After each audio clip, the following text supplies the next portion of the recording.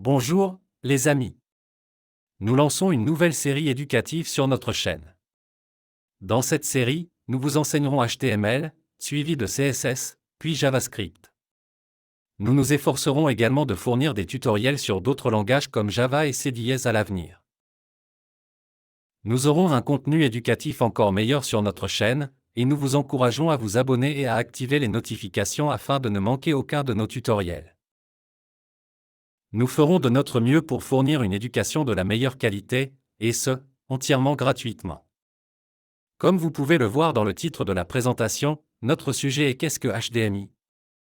HDMI n'est pas un langage de programmation comme Java ou C#.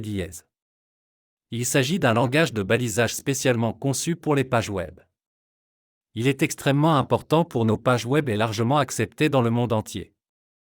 J'aimerais vous donner quelques informations sur son histoire, qui remonte aux années 1990, ce qui en fait une technologie assez ancienne.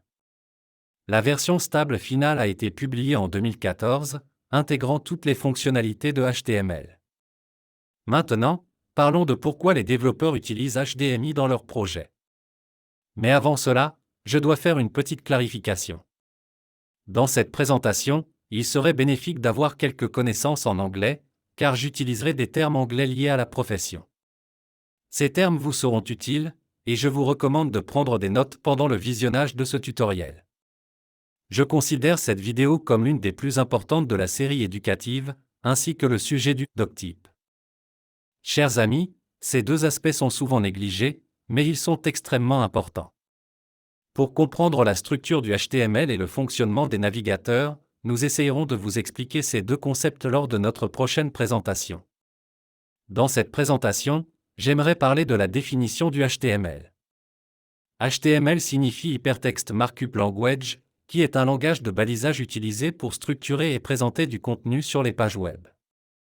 Le HTML a une longue histoire, qui remonte aux années 1990, et nous avons été introduits à sa version stable en 1993. Dans nos prochaines vidéos et cours, nous aborderons les différentes balises utilisées en HTML, ce qui sera utile pour votre apprentissage. Les balises HTML sont utilisées en paires d'ouverture et de fermeture, et ceci est important, mes amis. Nous commençons par la balise d'ouverture, qui indique le début d'un élément, puis nous la fermons avec la balise de fermeture. Google, Opera et d'autres navigateurs comprennent ces balises et affichent le contenu spécifié en conséquence. Il existe différentes balises d'exemple comme H2, qui représentent un titre, mais je n'entrerai pas dans tous les détails maintenant. Nous les couvrirons une par une dans nos prochaines vidéos. Il est important de noter que si nous voulons écrire un paragraphe, par exemple, nous devons utiliser la balise P et la fermer correctement. Sinon, les choses peuvent devenir confuses. Un autre point à mentionner est que, étant donné que HTML n'est pas un langage régulier, toute expression incorrecte que vous écrivez ici ne sera pas considérée comme une erreur ou une faute. C'est parce que HTML est un langage de balisage et qu'il ne sera pas compilé ou vérifié pour les erreurs. Alors, comment pouvez-vous identifier les erreurs ? Vous devez exécuter votre site web dans un navigateur, et s'il apparaît comme prévu sans aucun problème, alors il n'y a pas d'erreur. Faites attention à ces détails. Nous avons des balises d'images, des balises de vidéos, des balises de liens et des balises de listes à disposition. Nous discuterons de leur utilisation et de leurs détails dans les prochaines vidéos. Nous aborderons également la structure des fichiers HTML dans cette section. Comment est la structure de HTML ? Elle commence par une structure HTML simple, et la partie importante est la déclaration doctype. Beaucoup de programmeurs négligent cette partie car elle est souvent fournie par défaut avec des plugins dans des outils comme Visual Studio. Dans la structure HTML, nous avons la section Head, où l'on peut trouver des informations méta et des références de scripts liés au CSS et JavaScript. Dans la section Body, nous avons le contenu réel de la page.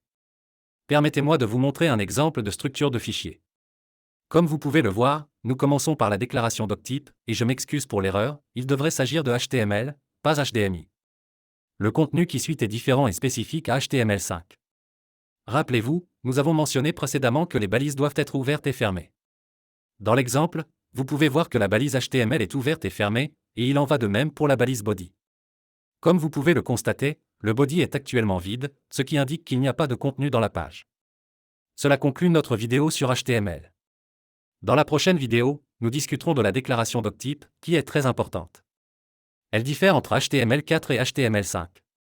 En regardant cette structure, je peux dire qu'elle a été créée en utilisant HTML5. Rappelez-vous, les balises doivent être ouvertes et fermées. Si vous avez des questions, veuillez les laisser dans la section des commentaires et j'essaierai d'y répondre.